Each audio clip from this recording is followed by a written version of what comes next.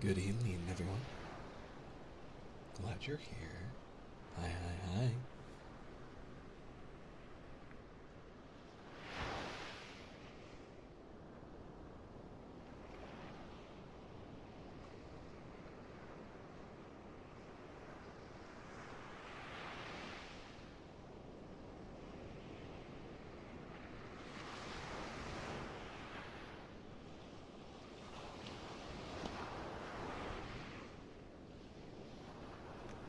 Hello.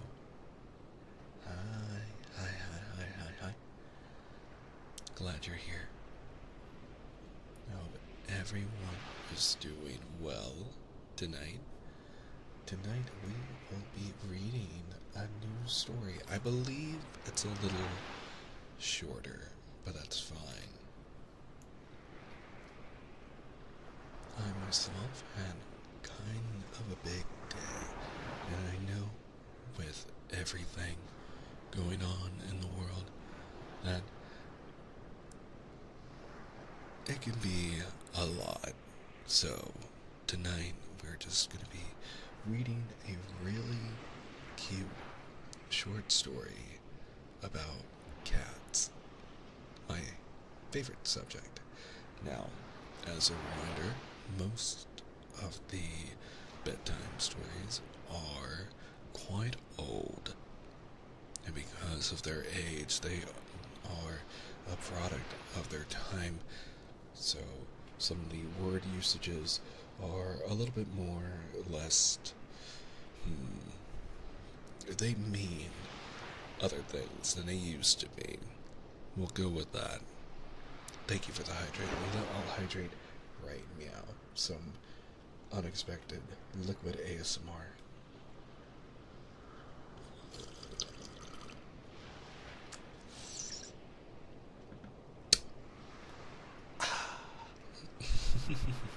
Thank you for that. But yes, this is a short 65-page book, but I believe it's nice for what we need today. So, oh, I didn't realize my wavelength volume was so low. My stream yesterday must have been very quiet for people. Well, that's okay. Let's see. Just adjusting a few more things here.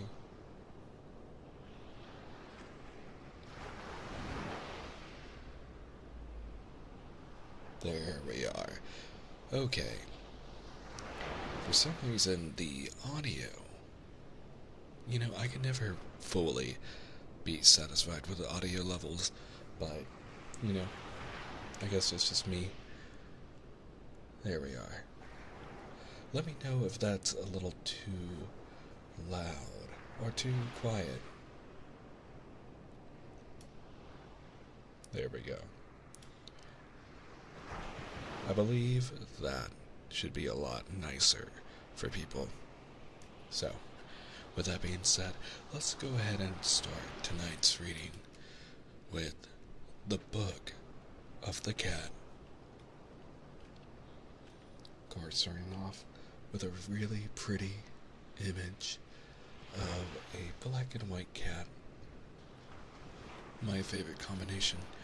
I used to have a roommate that had a white cat as well. It was very fluffy like this, and one evening I actually found them, despite how much they fought, and despite my roommate not being the best at taking care of their cat, because it had fleas.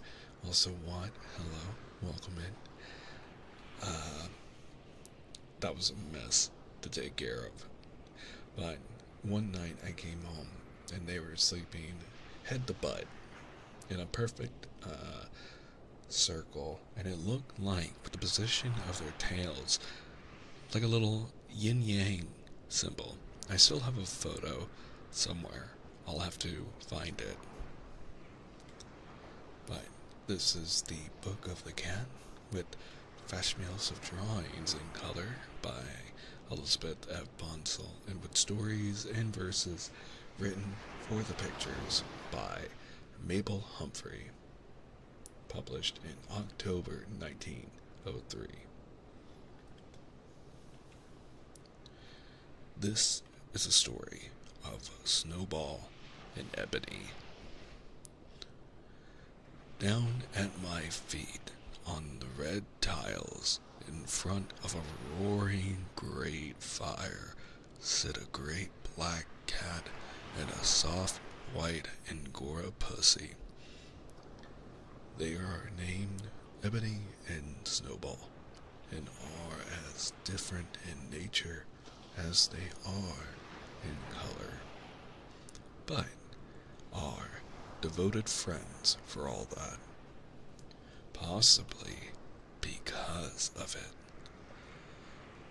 For where Snowball is Tibbin, Ebony will bravely lead the way, while if Ebony is cross, Snowball will purr and coax and cuddle until he gradually grows peaceful and pleasant again. From the time he was a tiny kitten, Ebony had no home, and such food as he had was picked up when and wherever he chanced to find it.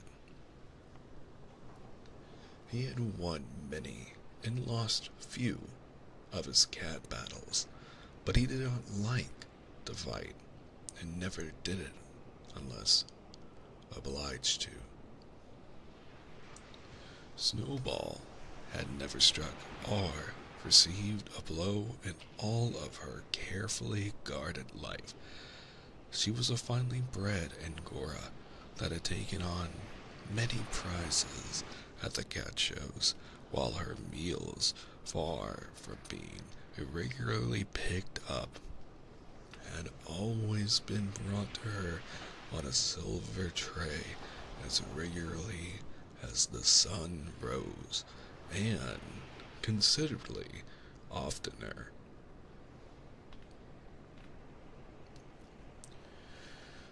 One bright, cold November afternoon, Snowball was wandering restlessly around looking for something, anything, some excitement.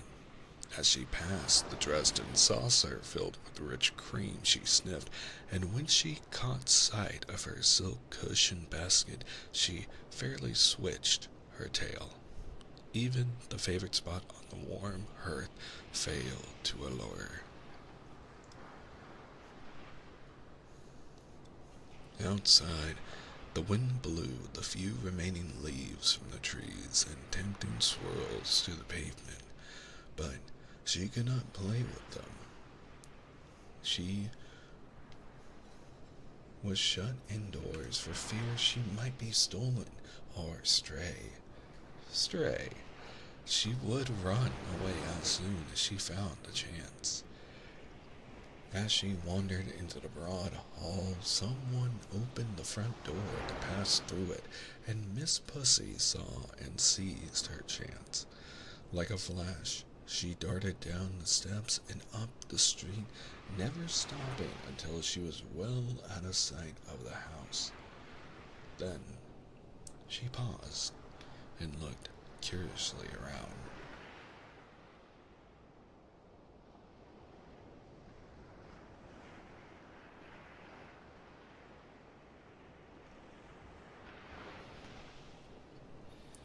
Close under the railing of a shabby area not many blocks from Snowball's home, she spied 3 rough-coated, gaunt cats greedily drinking from a dish of sooty skim milk.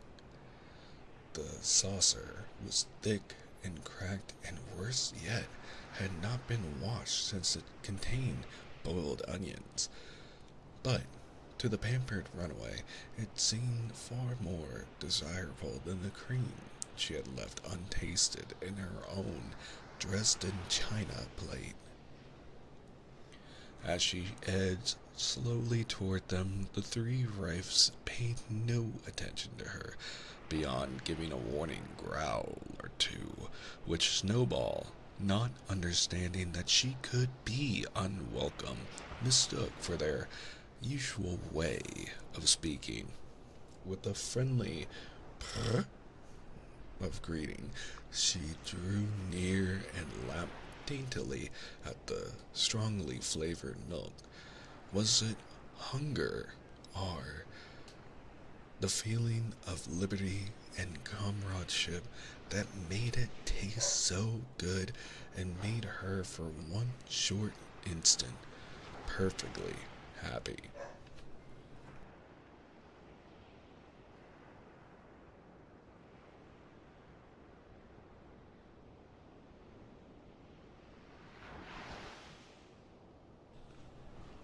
That was not a cat noise, just a dog wishing it was a cat. Who wouldn't wish to be a cat? Then, a stinging blow on one ear, followed immediately by a sharp slap on the side of her head from the big gray cat, sent her reeling dizzily away from the dish. She recovered herself and turned in abject terror, her one thought to escape from this uncalled for abuse. But directly in her path stood the black and white cat with lashing tail and flaming eyes. Another turn, and she was again confronted by the gray, crouching angrily, ready for another attack.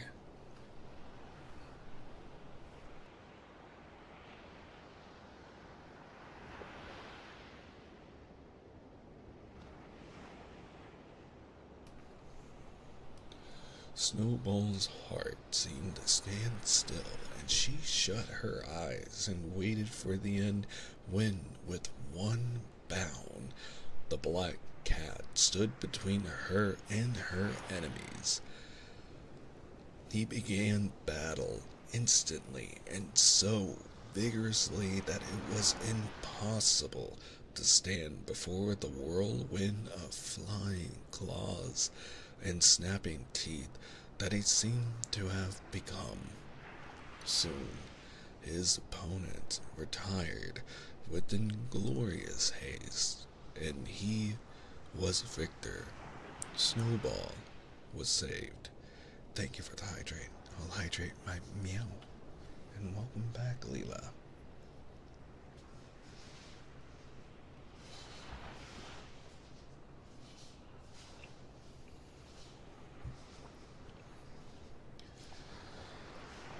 In the silence that followed, Snowball cautiously opened an eye and peeped around. Peace, and her deliverer again, lapping at the puddle of blue milk that was spreading from the overturned saucer across the broken flagstones. He saw the timid glance and moved a little to one side with a gesture of friendly invitation. Gratefully, she crept to his side.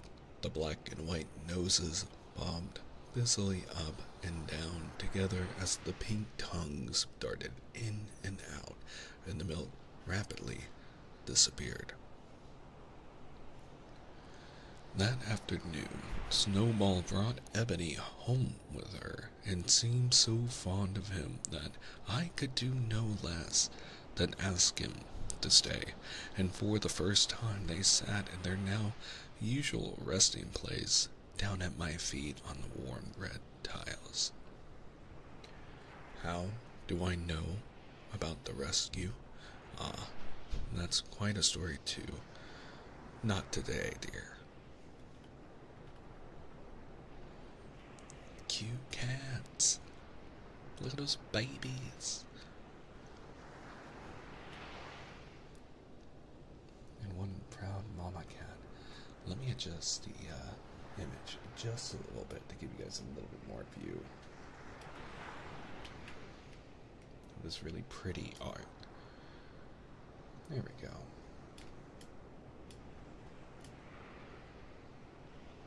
Again, this is the book of the cat provided by the Library of Congress.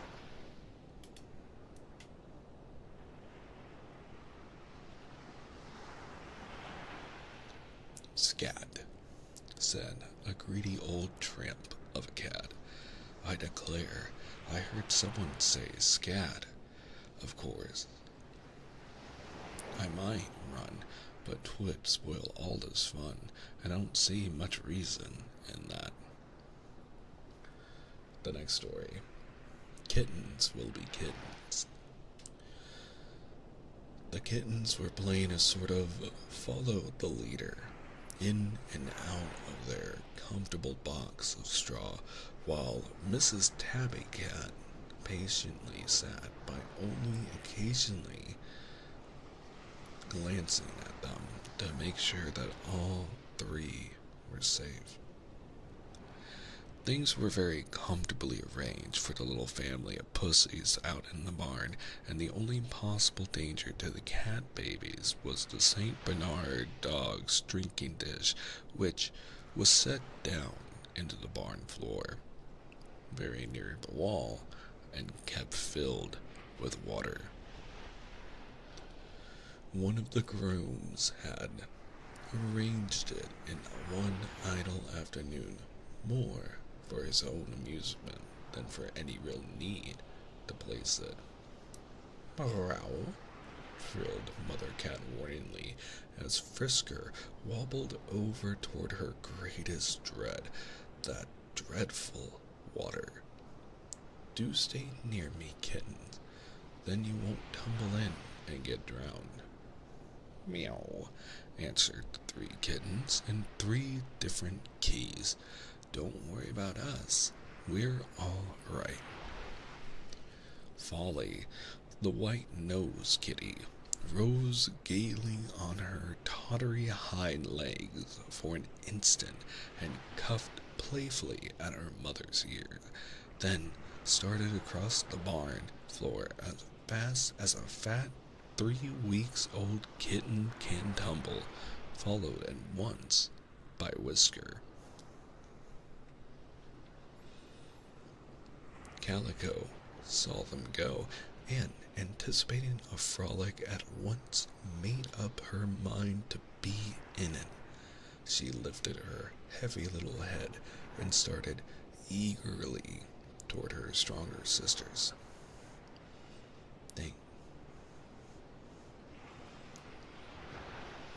Thank you so much for continuing subscribing. I really, really appreciate that. But the progress was slow, for Calico was feeble, and the weak little legs would slide apart, while her tail waved wildly from side to side in the effort to keep her balance. She was a strong-minded small pussy, though weak in body, and she kept steadily on. As she drew near her goal, she felt very strong and proud. One or two surprising sit-downs and a very hard bump on the pink nose in no way dampened her enthusiasm, but alas, the fall that always follows pride dampened both enthusiasm and her whole wee self for a time. Just as she was becoming quite reckless, almost prancing, with feet stepping at least half an inch from the floor, there suddenly yawned directly in front of the astounded kitten the 6-inch chasm of the drinking dish. She toppled. Her tail gave a single wild twirl, and she splashed, heels over head, into 2 inches of water.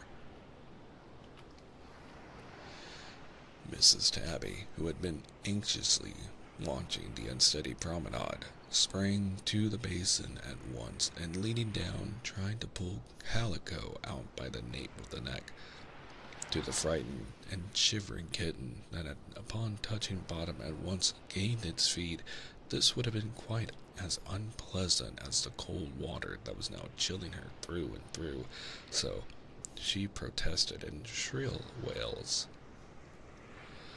Though she was too heavy for the little mother to lift, still Mrs. Tabby would not give up, and tried to claw her kitten out with sudden dabs as she took the fish from the brook. This was more than any kitten could stand, and Calico rebelled openly. She spat at the worried mamma. Of course, she did not know any better, for she was only a kitten. She was only a kitty. The water might be cold, but at least it did not hurt, while her nose and ears smarted sharply from her mother's well-meant scratches. Then Mother Cat grew desperate and lost her head completely, circling round and round her baby, now coaxing Calico to jump out.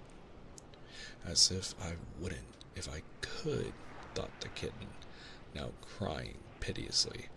After what seemed to Tabby an age, but was really less than 5 minutes, the groom, who had really been the innocent cause of all this trouble, sauntered in and put an end to it by lifting Calico tenderly out. Gently he dried the little trembling thing and sat her down in her comfortable box once more, where Mrs. Cat at once cuddled down close beside her. Suddenly, spying her sisters again, she made a fresh start, only to be stopped by a well-directed slap from her mother's swift paw. "Mew, mew," snapped Mrs. Cat. "You just sit still for a while. I've had enough worry for one day, and I will not help you out again." "I don't want you to," sniffed Calico, rubbing her still smarting nose thoughtfully. Tabby sighed as the kitten made yet another start for her sisters, but wisely let her go.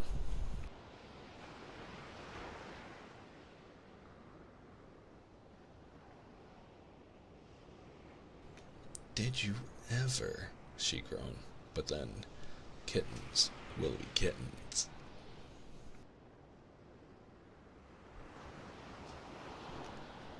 Cute.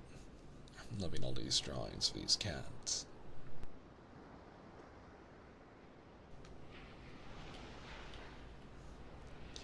Our next story seems to be another rhyme called A Feline Fantasy. Oh Maria, Tom, Maria, Tom, Maria. The two voices grew fervent, rose higher, till their serenade sweet interruption did meet from a boot jack that took a quick flyer.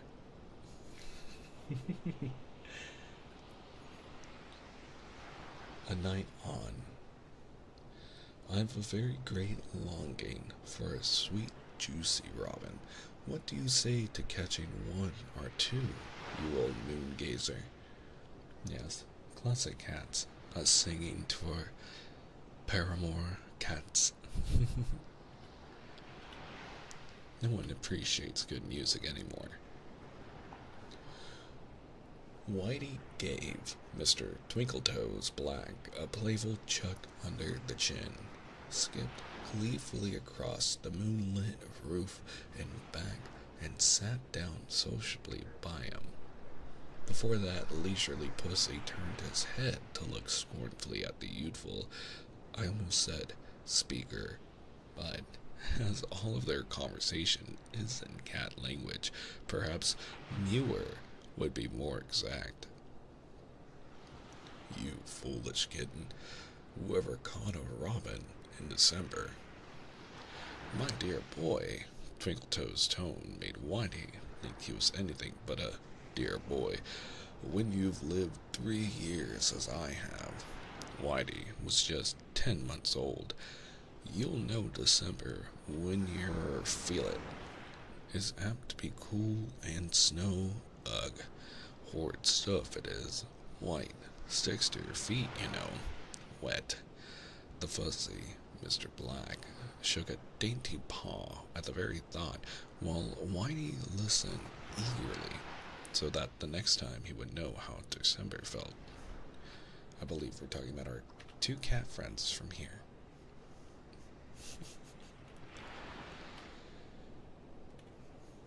There's one nice thing about it, added Twinkletoes. The nights are long, and one has time to sing and sing and sing. One could. Why can't one, Twinkie? Asked Whitey hopefully. Oh, we might try, but well, boot jacks, you know, hairbrushes, old shoes, but it's very good exercise, this dodging. You said singing, corrected Whitey, rather puzzled. He didn't know, but never having sung on roofs, it was new and sounded thrilling. Come on, he urged. Let's. They started in, and their voices rose into awful, sleep-destroying discords.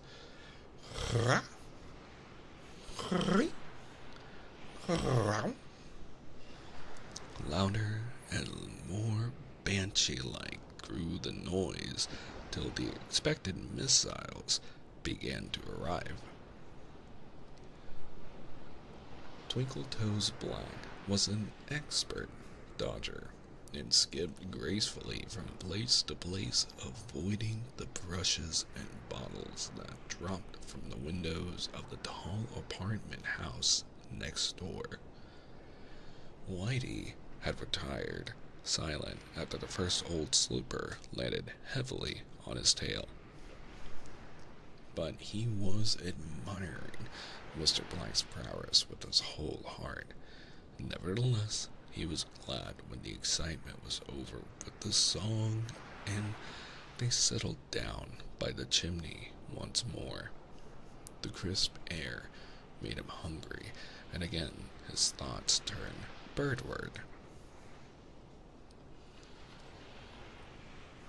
Let's get some sparrows, then, he said, as if there had been no interruption since birds were spoken of. The early bird, you know, and it will be early if we sit up much longer. Never saw an early bird myself, but suppose there are such things. I prefer a morning nap after these nights on. Haven't much use for early birds usually. Dear Whitey, one would have thought he spent every night singing to the moon. This was his first. Not a bad idea for a youngster, said Twinkletoes pleasantly. The two edged a little nearer the warm bricks and waited, purring a bumbly duet to pass the time.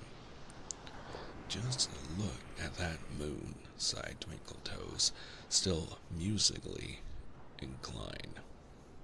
Got whiskers or something, hasn't it?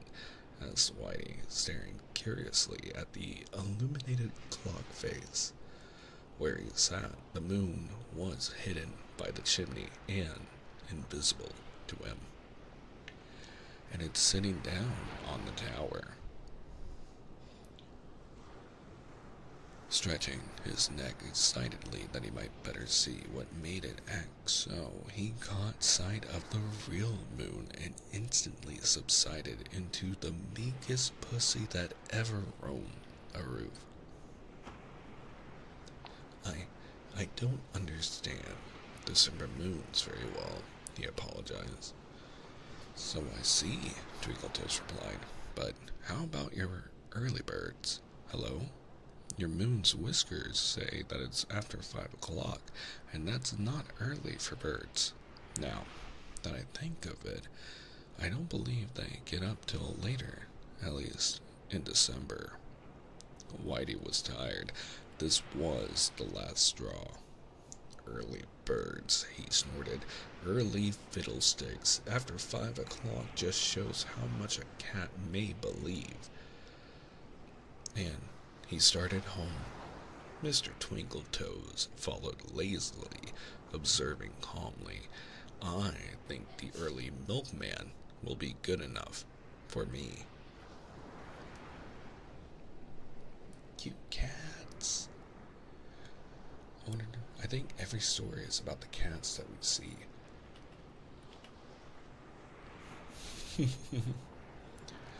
Great Conundrum is the title of our next story. The cats had just been punished for trying to catch the canary and were cross because of it. On their way downstairs, Topsy, without meaning to, brushed against Pan, properly named Great Conundrum, because of his superior manner, who promptly spat at her. As a returned compliment, Topsy boxed his ears, then scuttled off to the living room. Pan stalked into the library and choosing a...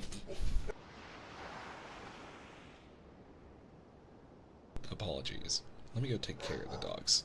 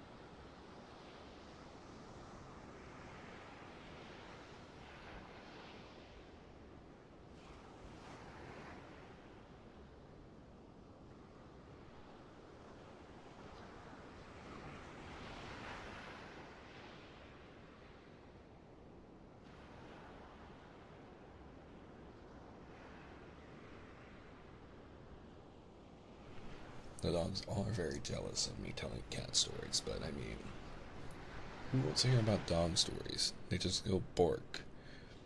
Nothing else. Not one thought behind those doggy eyes. Anyway, back to the good stuff.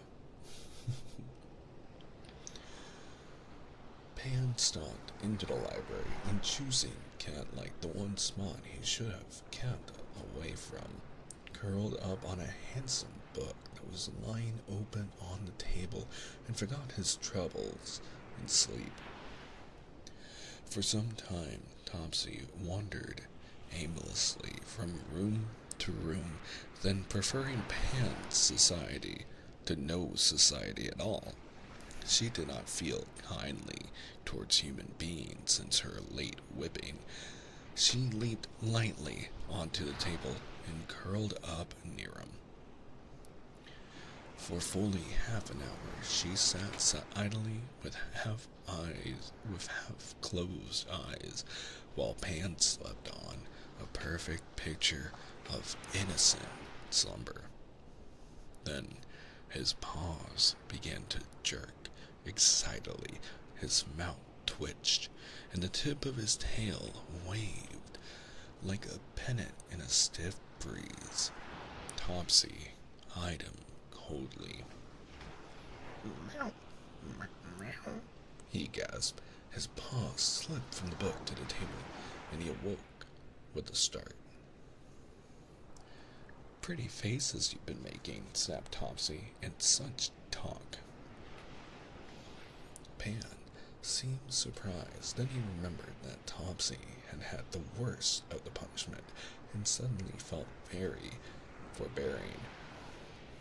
He'd had a delightful cat nap, and we all know how refreshing those are. I dream, he began, then paused impressively for questions. Guess you did, sniffed Topsy. You acted like it. Such sass from the cat. Pan looked grieved, but remembered it was such a good nap he had, that when cats have trouble, they are apt to be catty. Dream, he went on calmly, that I had that yellow scrawling thing on the floor and I was going to put my paw on its soft feathers when I awoke. He licked his chops drillingly at the thought. My, sympathized Topsy, at last interested. Come to think of it, Tops, I'm hungry, and, well, you know, Mistress doesn't always feed us heartily after, well, after, you know. Topsy bobbed the end of her tail understandingly, and Pan grew confidential. I know where's a dish of cream. It's down. The rest of the sentence was whispered so low that I couldn't really tell you what it was, but Topsy understood, and the two hurried away as noiselessly and gracefully, yes, and as dignifiedly as only cats can hurry. The desired cream they found on a high shelf in the shed. They were supposed never to enter this place, so Cook had thought it a safe spot in which to set the cream. A strong jump was needed to reach the shelf, but after several attempts, they managed it and lapped, to their full content. Naughty cats. My ancestors. As they sat blissfully purring after this unusual treat, they heard a plaintive meow from the ground close by, and peering down saw a strange cat that had evidently entered through the open window as they had done. He looked hungry and wistful, while they had just had a delicious meal and were correspondingly pleasant. Meow. Come on up, it's good, called Pan. Possibly hunger made a leap easier for this newcomer than for the well-fed cats. Possibly he was more agile than they, for with one spring he had landed by the saucer, and dipping his head eagerly lapped long and fast before he once raised his eyes.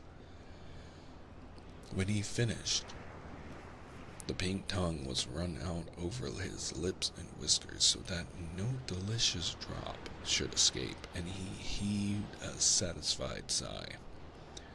Do you, always have such dinners as this? He asked. Pan turned his head away and pretended to be interested in a black ant that was crawling rapidly up the wall below him. He was a truthful pussy and preferred to change the subject. The stranger was comfortable and sat lazily waiting for the answer.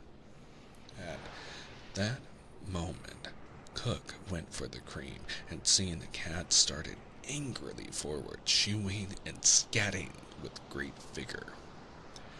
When after a wild exit the cats at last seated themselves upon a high fence, they paused a moment to get their breath again. Then the stranger smiled. He actually grinned. I should judge you don't always have a dinner such as that. He spoke pleasantly, but Pan looked sheepish. By whiskers, he muttered, his mind's eye still seeing Cook's vulgar flapping apron strings. I should think not. Thanks, just the same. More, said the visitor, jumping down. Don't mention it. politely answered the host and hostess. Come again. So polite. More cute cats.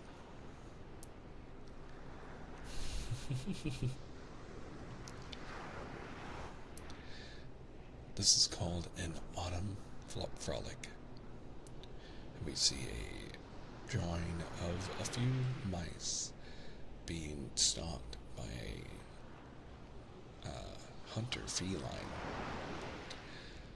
One gray as dawn, one white as milk, with dainty paws and eyes of flame, and thick coats, soft as silk. They fly like wind, these pussies gay, wheel madly round in dizzy game, then sudden stop in whirling play.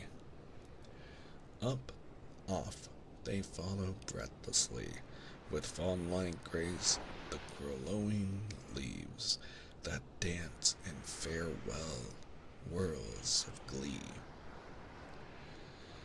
The wind dies dies low in darkening west. The day's orb sets neath purpling clouds. At last, the two cats pause and rest.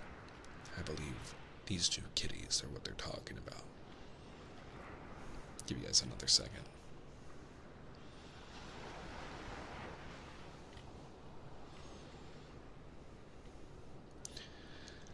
Tabitha Tiger reflects.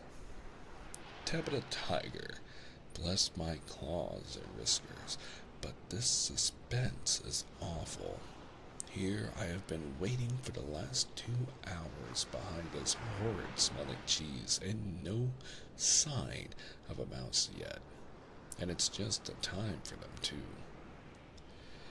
I wonder why housekeepers expect us cats to keep the house free from mice when they're away for the summer. No self-respecting cat can eat mice morning, noon, and night, and one would have to do so in order to rid the house of them. Why, I should turn into a squeaking cheese eater myself. Strange place for cook to leave cheese, strikes me. The kitchen table, but it should make a fine hunting ground. If I'd only seen it before, I needn't have wasted so much time in front of that hole up in the attic, and I caught only 3.5 mice during the whole week. I suppose some boastful cats would call it 4, but a first-class mouser like myself doesn't have to stretch a tail. Tail. Good pun, then. To keep her reputation. And that little spring mouse really had no more meat than half a full-grown one. Spring mice certainly are delicious if people only realized it. Much sweeter and juicier than spring chickens, and tender. My furry ear tips, it makes my mouth water to think of them. Their only drawback is their drawing back. The best of them will never come out far enough from the holes for. Gracious cattails, what was that? It is. There are his whiskers. Now an eye. Ear. Ah, now he's coming. Yes, right over to this very table. I must keep still. Now, down so, close behind the cheese. It's a good thing I'm not a big cat. You like the font? Yeah, exactly.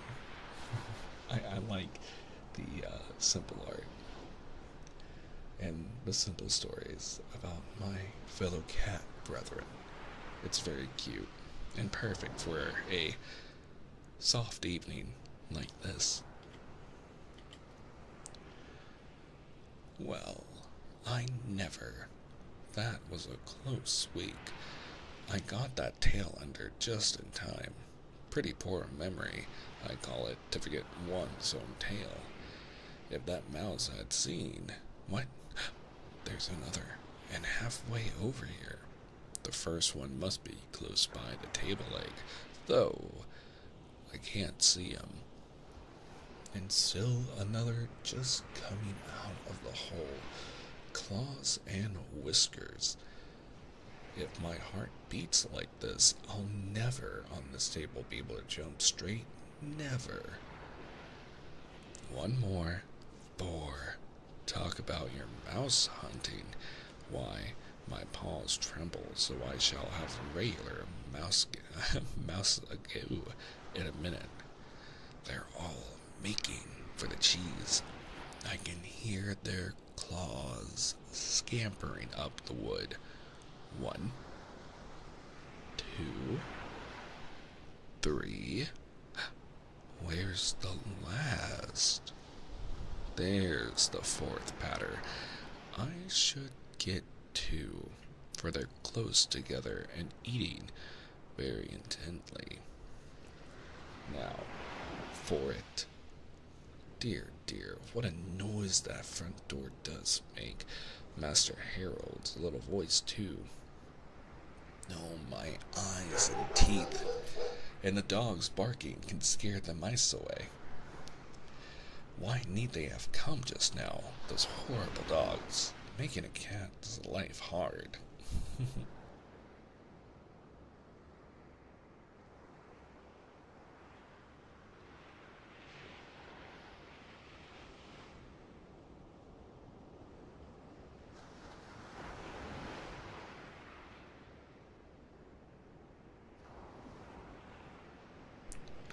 Oh, no. Those mice heard it too. They've stopped eating. Oh, no. Little boy bangs in the kitchen and snatches Tabitha Tiger ecstatically from table. The mice scatter back to the hole. Tabitha Tiger, meow, shh, shh, scratch, scratch. The little boy, boo hoo hoo, slap, slap. Boy runs away.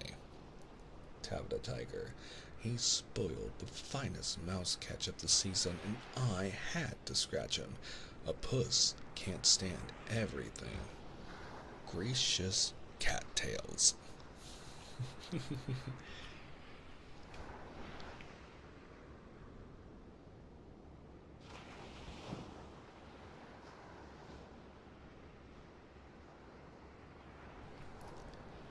Big stretch.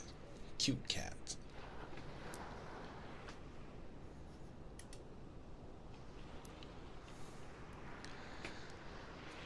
The next story features, I believe, our 2 cats up at the top of this page who are playing with a beetle, and the title is called Dot's Beetles. Since his fluffy kittenhood, Dot has been afraid of beetles, grasshoppers, crickets, and in fact, any large insect. That is rather strange in a kitten, is it not?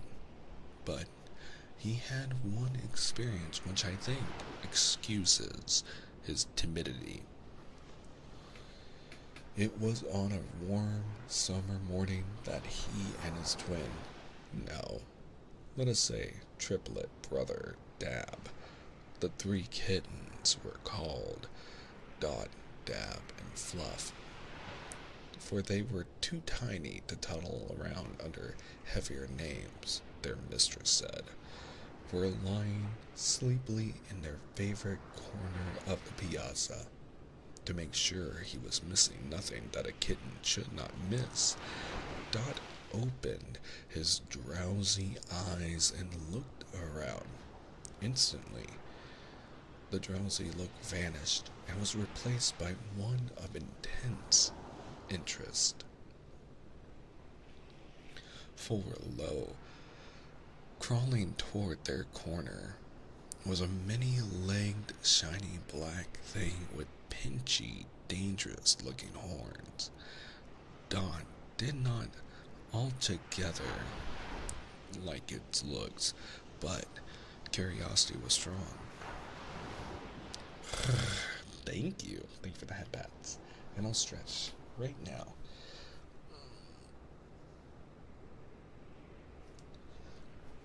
Not did not altogether like its looks, but curiosity was drawn, and calling to Dab, he started for the intruder.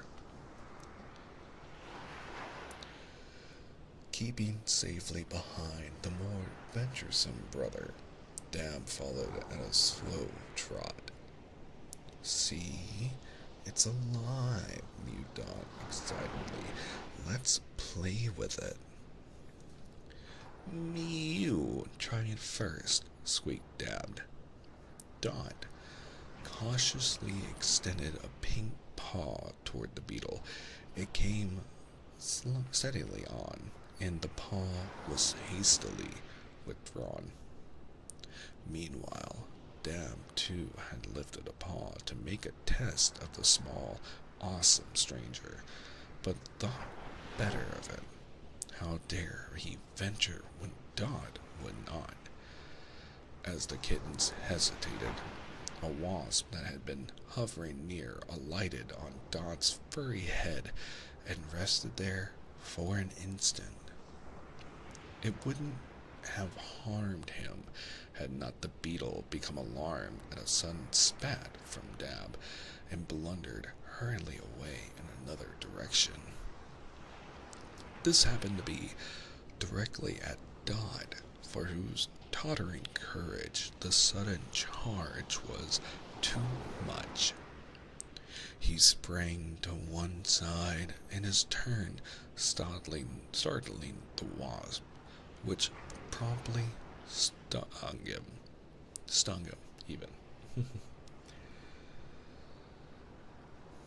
With a pain cry, the little kitten dashed wildly from the veranda, and it was several days before he could be persuaded to go on it again. The beetle had been on the piazza. I also do not like wasps very much. They're very scary, when you think about it. They're just angry, mean ants with wings. They don't really do much to help out with the ecosystem when you think about it. However, they are known to be decomposers. By the way, they, tend to eat dead things. And they don't make honey, although I guess you wouldn't want honey from a wasp, especially of what it ate. Which, good news. Apparently, for those who care about the bees, a new breed of blue-eyed bees have been discovered, and they seem to be rather robust and growing, which is a good sign for the environment and also a sign of a recovering environment, considering that they are found to be very good and known from observation and research to carry pollen very well, which is very important for plants to survive and procreate. So, some good news in this day and age. Back to the story though. And no, I didn't just do that to help run down our ads for our non-sub friends. But welcome back, everyone. As he had not seen or felt the wasp until it stung him, his kitten mind could only think that somehow the awful black thing had hurt him cruelly. No more piazzas with painful black things for him, thank you. It's a name he heard afterward from his mistress. Now, the kittens are almost fully grown cats, and the ground is covered with snow. Dot dislikes the snowflakes, but he prefers them to beetles. And the beetles are gone, but even yet he does not quite forget his baby terror. One evening shortly before Christmas, Mistress Dorothy went into where her pets sat basking in the warmth of the kitchen stove, carrying with her the usual supply of warm milk. The cats were on their feet at once, while the girl mischievously held the milk just beyond their reach. Mewing softly beneath their breath, they were surely trying to say please just as politely as they could. Still, the milk was withheld and they grew restless. They shifted from one foot to another, working their claws madly in and out. They purred so sonorously and walked rapidly around one another. They rubbed sides so vigorously as almost to knock each other around and over, but never forgot to keep an anxious eye toward the coveted supper.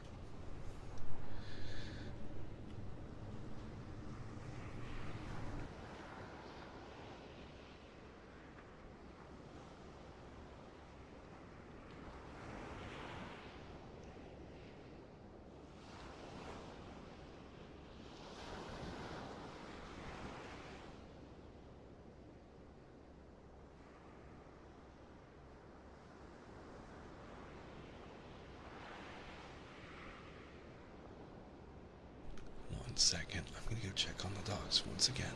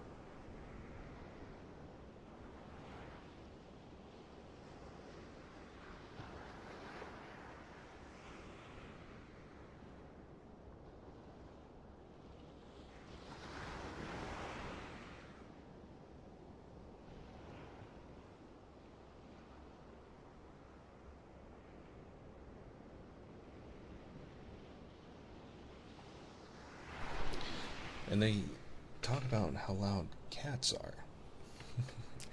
Anyway,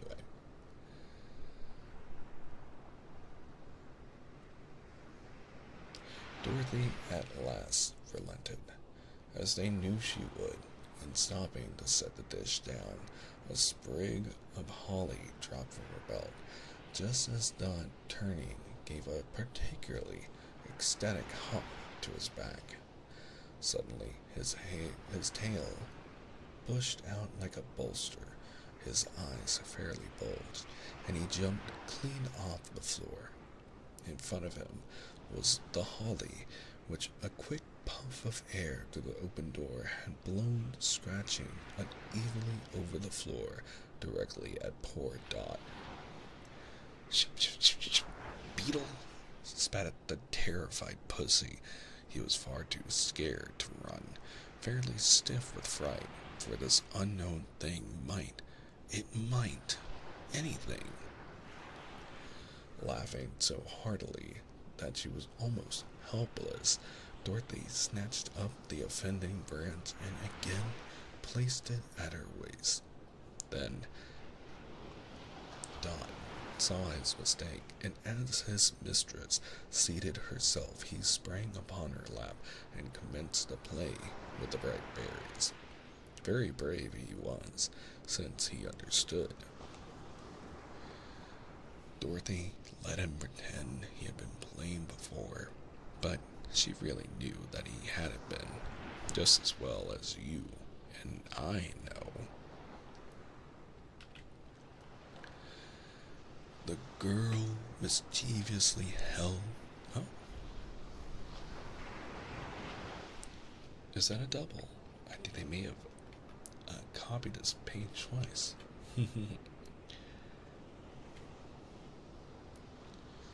Oh, is that the end? Well, that's fine. That was the book of the cat. I hope you guys enjoyed that reading for the night. And also the additional in purse that were added. I believe actually that we're going to be ending the stream here. It was a shorter stream today. Just because I wanted to be here and read something nice and soft for you all, just for a little bit. Just something cozy. And also, in my own way, I feel like getting to do this is a way that we can ensure that these really pretty books that you see on the screen here get saved. You know, for everyone to enjoy and look over. So, I think, unless I can find another story, let me check. There are quite a few. I feel bad for how short that list was. Let me see. Maybe this.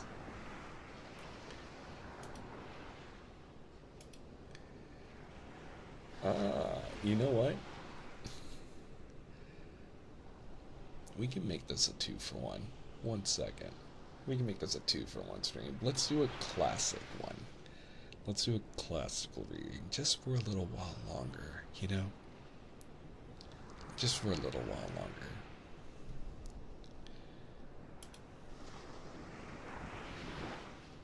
We'll do a classic song. Well, not a classic song, but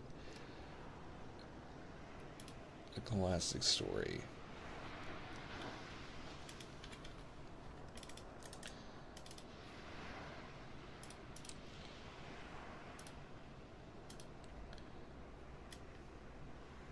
Oh, I didn't know I could do that. Fascinating. Okay.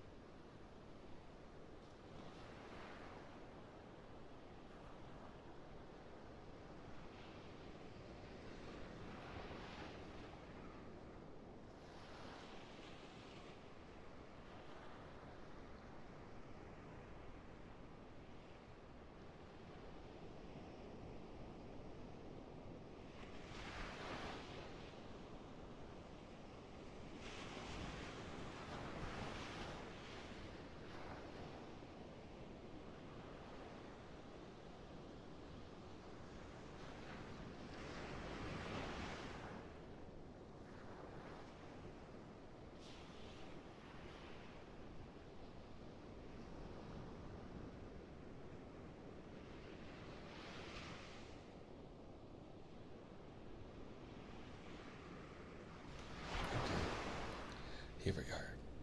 We'll do a bonus story for the night. A classic. 1 second.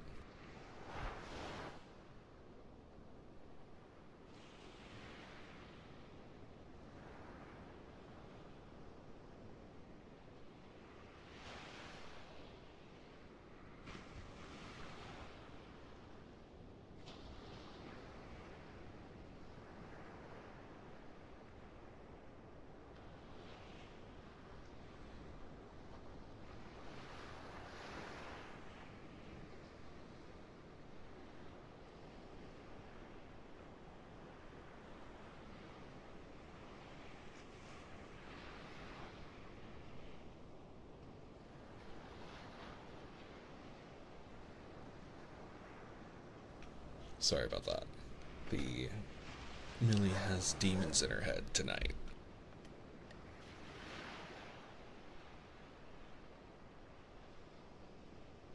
But we are going to push forward with a classic. Actually, never read the original. I've always seen copies. So, oh, it's been adapted. Well, never mind. But still, this is provided by the Library of Congress, Denslow's Humpty Dumpty, adapted and illustrated by W. Denslow. It's very cute. You know, we did read about Humpty Dumpty in Alice in Wonderland or Through the Looking Glass, so why not experience the original story before we call it a night? Humpty Dumpty was a smooth, round little chap with a winning smile and a great golden heart in his broad breast. Only one thing troubled Humpty, and that was that he might fall and crack his thin white skin. He wished to be hard all the way through, for he felt his heart wobble when he walked or ran about, so off he went to the Black Hen for advice. This hen was kind and wise, so she was just the one for him to go to with this trouble. Your father, old Humpty, said the hen, was very foolish and would take warning from no one. You know what the poet said? Humpty Dumpty sat on a wall. Humpty Dumpty had a great fall. All the king's horses and all the king's men cannot put Humpty Dumpty together again. So you see, he came to a very bad end just because he was reckless and would not take a hint from anyone. He was much worse than a scrambled egg. The king, his horses, and his men did all they could for him, but his case was hopeless, and the hen shook her head sadly.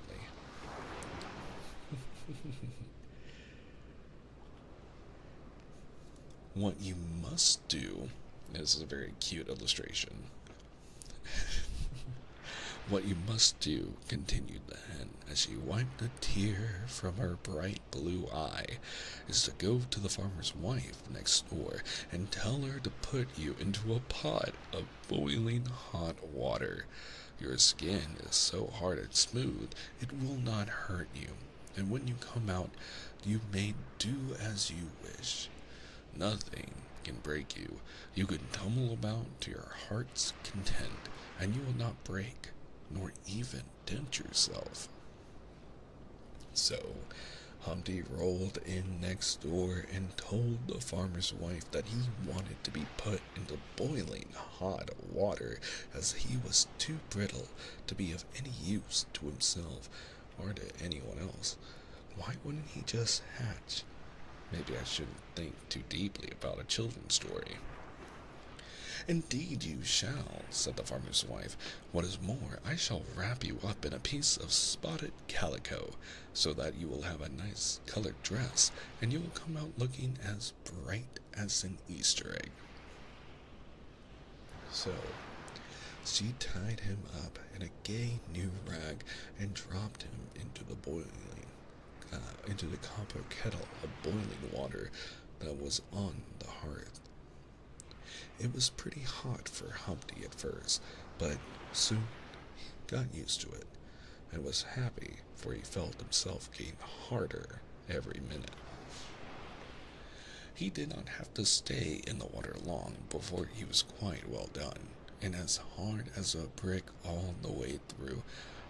So, untying the rag, he jumped out of the kettle as tough and as bright as any hard-boiled egg. The calico had marked him from head to foot with big, bright red spots. Is this our version of Gudetama, the little egg anime character? Because I dig it. He was as gaudy as a circus clown, as nimble and merry as one. The farmer's wife shook with laughter to see the pranks of the little fellow, for he frolicked and frisked from table to chair and mantelpiece, and he would fall from the shelf to the floor just to show how hard he was.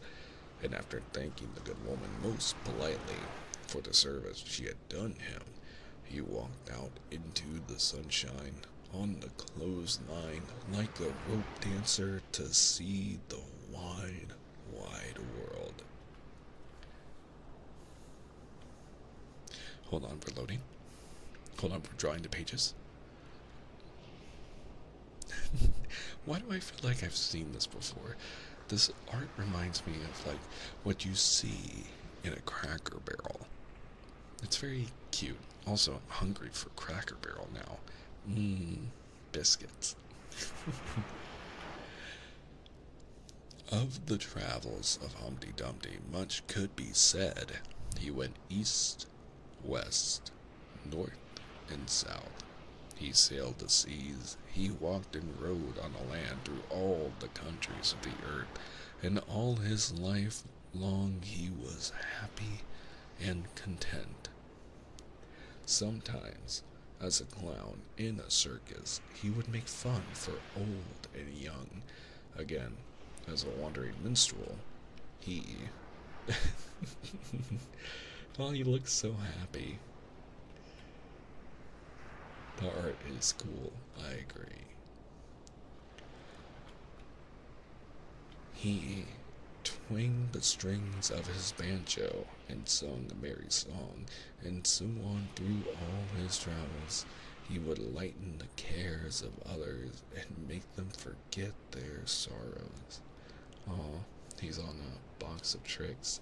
I always forgot that, people had hearing horns like that. Interesting. And fill every heart with joy. But wherever you went, in sunshine or in rain, he never forgot to sing the praises of the wise black hen, nor the good, kind farmer's wife who had started him in life, hardened against sorrow, with a big heart in the right place for the cheer and comfort of others. Cute. Aww. I wonder if all these books are available too. I'll have to look into them next time.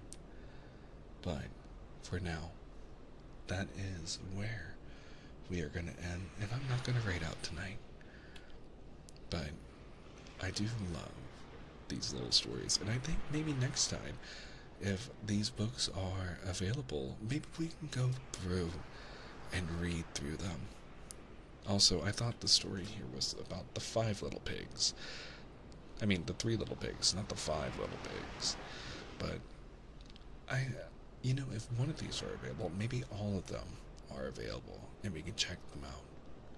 We should do that next time. Either way, I think that's where we're going to be ending it, with one more hydrate provided by Leela of the Wind. Leela of the Slurp.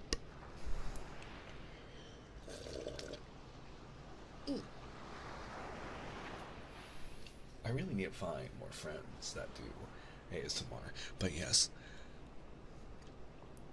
next time we'll do more of this. Just a shorter stream today.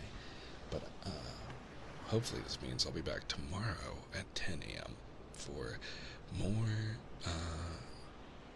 I almost said Lord of the Rings. But I want to play more Legend of Zelda. I think we're at the last temple when things are going to get really good, and it's the spooky zone, and we're finally in position to play through the love story in Legend of Zelda. So thank you everyone on YouTube for hanging out with us. I hope you enjoyed the rest of ASMR. I know I didn't stream as long as normal, but this is in the ASMR playlist. I do have other videos available, so please feel free to listen to them, because I've recorded all of my readings, and we have read through The Wizard of Oz, which that's another story we need to go back into the sequel at least. I don't believe those 10 a.m. streams anymore. I'll expect you at 4 p.m. I know. Believe me, I've been working on it. But, again, YouTube, good night. We'll see you next time. Again, tomorrow at 10 a.m. for Legend of Zelda. And for our homies over here,